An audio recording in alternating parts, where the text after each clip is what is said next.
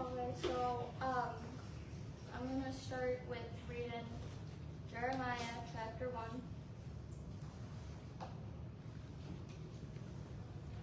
It says, starting in verse 4, the Lord gave me this message. I knew you before I formed you in your mother's womb. Before you were born, I set you apart and appointed you as my prophet to the nations. O sovereign Lord, I said, I can't speak for you, I'm too young. The Lord replied, don't say I'm too young, for you must go wherever I send you, and say whatever I tell you, and don't be afraid of the people, for I will be with you and will protect you. I, the Lord, have spoken. Then the Lord reached out and touched my mouth and said, look, I have put my words in your mouth. Today I appoint you to stand up against nations and kingdoms. Some you must uproot and tear down, destroy and overthrow. Others you must build up and plant.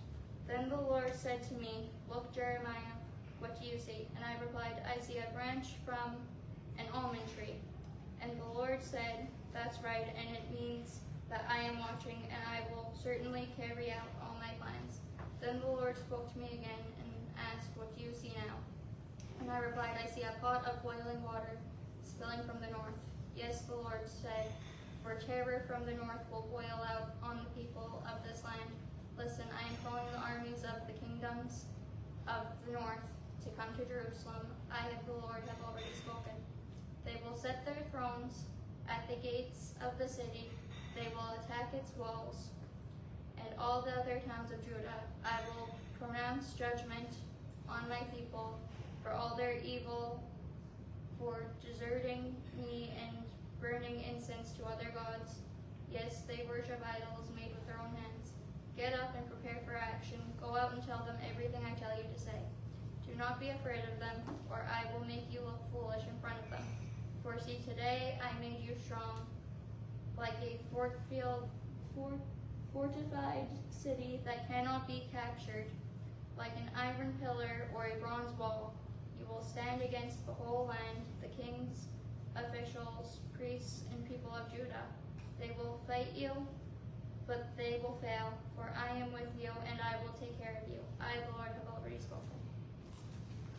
So, what I have written down is, God created you for his plan and purpose. It has nothing to do with us anyways. It's all for his honor and name, to bring him glory.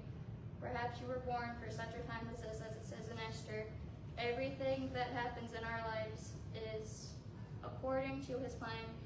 And you might think like Jeremiah, that I'm not ready yet, I'm too young, I don't have experience, who's going to listen to me?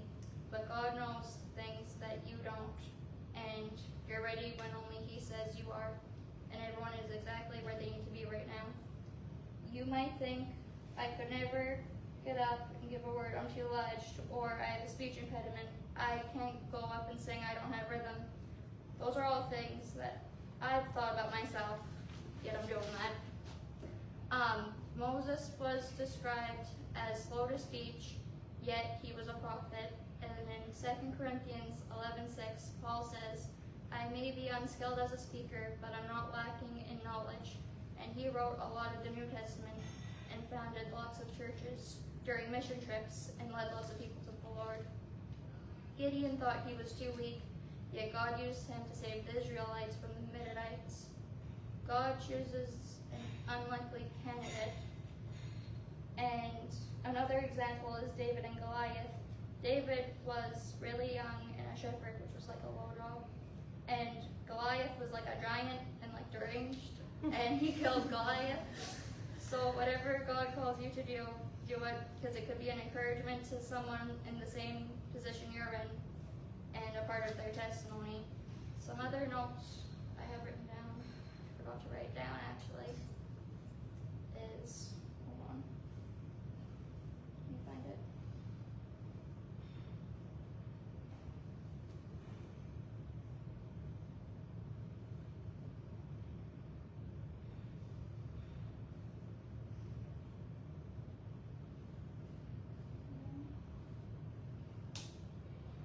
God God has a purpose for us before we were even born. God does not call the qualified, but qualifies the called. He is not so focused on our ability, but our availability. And then another thing is, my calling isn't bound by location, age, status. It's bound by God alone. It's not my talking skills that save people. It's God who saves. God who speaks through me. Amen. And then back, like, during all this was happening, youths were not allowed to speak. So, like, young people couldn't, like, were not allowed to talk first back then. And then Jeremiah preaches just as much destruction as he does building up. And then